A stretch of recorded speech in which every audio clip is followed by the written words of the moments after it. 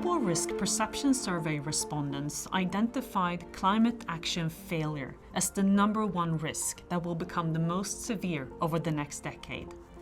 The good news is that the world as a whole is taking more aggressive action on climate change. But this creates a new set of transition-related risks. And as we saw at COP26, individual countries and industries are responding to climate risks in different ways. That's going to have cascading effects and create some short and long-term challenges. These include the formation of climate agenda blocks and global challenges arising from the differing interests of these blocks. Unequal access to or control of key resources and technologies. Economic disruptions related to the adoption of sustainable tech. Rising inequality due to the transition to net zero, particularly in emerging markets. The adverse consequences of technology advances are seen by survey respondents this year as a top 10 risk over the next 5 to 10 years. Cyber attacks are not new, but they have continued to intensify in the past year. The growing frequency and severity of attacks may have significant implications for businesses and economies.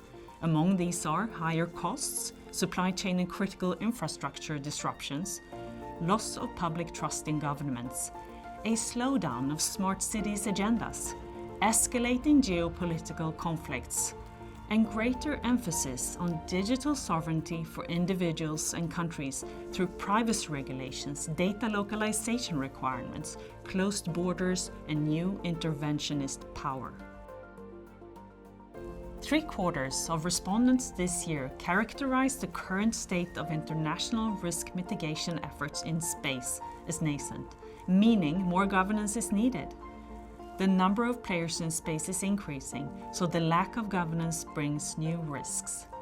There is also an increasing danger of space debris damaging critical space infrastructure and the environment.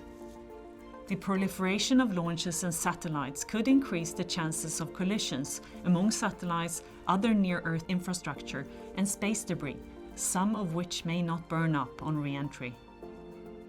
Ensuring resilience against major threats remains the most important challenge for businesses and their senior leaders, board members, risk professionals, and others. I encourage businesses to use this year's Global Risks Report as a reference point as they look at and manage those threats.